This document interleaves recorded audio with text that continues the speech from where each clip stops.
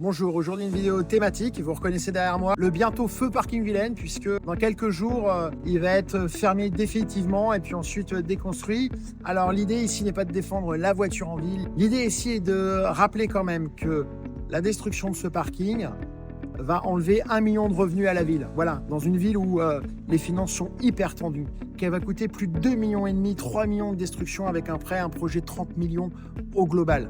Au moment où la ville n'a plus les moyens, où la ville dit à ses acteurs on n'a pas les moyens de faire tel ou tel projet, par idéologie, par totem politique, on va mettre de l'argent dans quelque chose que aucun Rennais n'a réclamé et qui n'était d'ailleurs même pas dans le programme de la TAPR au premier tour. La destruction de ce parking Vilaine, c'est aussi nier la démocratie locale qui s'est exprimée.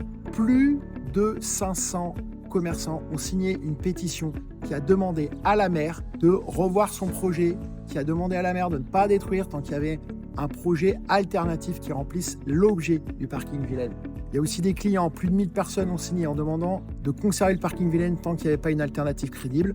La majorité, la maire, n'a pas tenu compte de ces pétitions. Et puis, on a entendu aussi, et ça je voulais le ressouligner, qu'il y avait un parking à Hôtel-Dieu qui allait remplacer le parking Vilaine.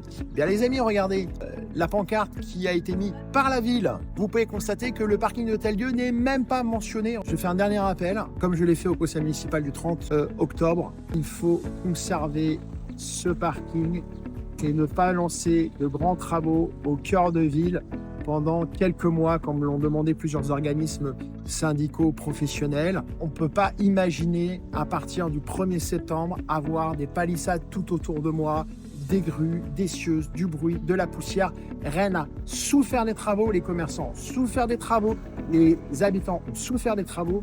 Il faut un petit peu laisser respirer le cœur de ville. C'est pas l'eau qui manque dans la ville. Juste devant moi, il y a de l'eau. Juste derrière moi, il y a de l'eau. En fait, en ville, il manque juste de l'eau, juste là où je suis. Donc, il faut arrêter de raconter n'importe quoi aux Rennaises et Rennais. À très bientôt.